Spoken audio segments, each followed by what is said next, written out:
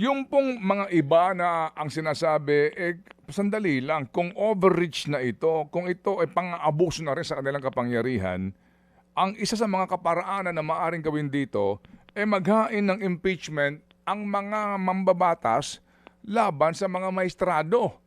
Pero sabi nila, baka magkaroon ng constitutional crisis pag ganon. Ano ang yung take sa ganun pong kaisipan? Yeah, even I would not favor that.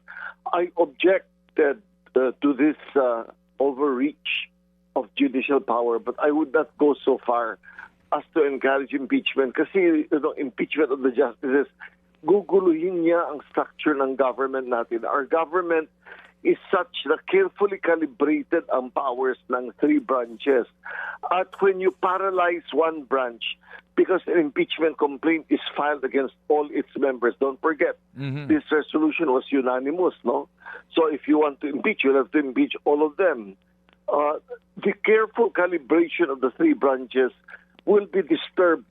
So the real way for me, Ted, and to overcome situations like this is really by amending the Constitution.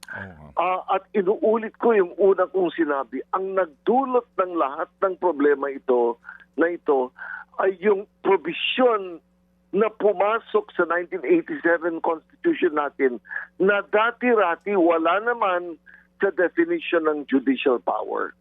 Nung dinagdag yung second paragraph or yung second clause doon sa definition ng judicial power sa Article 8, Section 1 and to determine whether there has been grave abuse of discretion on the part of any office or agency of government, yun ang nagbigay ng susi sa ating kataas-taasang hukuman na himasok sa halos lahat ng desisyon ng anumang opisina o sangayan ng gobyerno.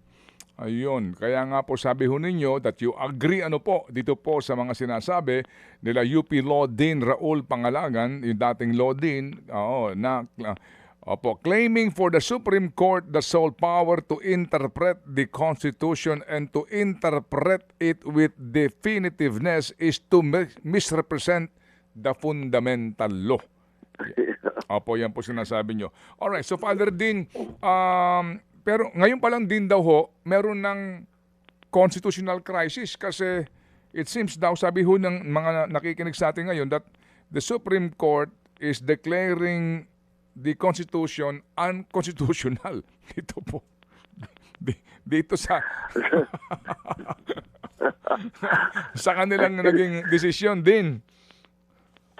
The Supreme Court has read the Constitution in a way different from the way the Congress has read it. That's what's happening actually. Yes. So really, there is no constitutional crisis.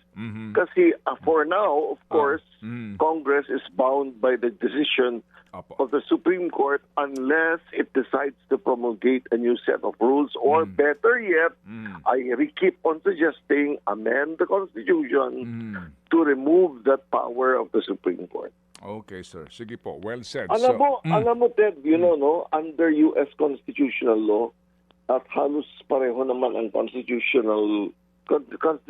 natin, pag ang isang bagay ay maliwanag na binigay ng Constitution sa political branches of government, hindi ine-entertain ng Supreme Court ang mga question na yan. Kasi ginagalang niya ang coordinate branch of government.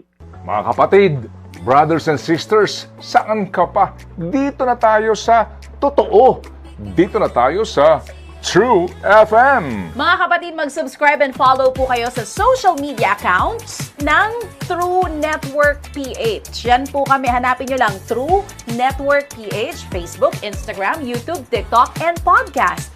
Mapa-Apple or Spotify man yan, mahahanap nyo kami. Lahat ng mga napapanood at napapakinggan nyo po sa programa, nasa social media accounts namin yan. So, paano mga kapatid? See you sa social media!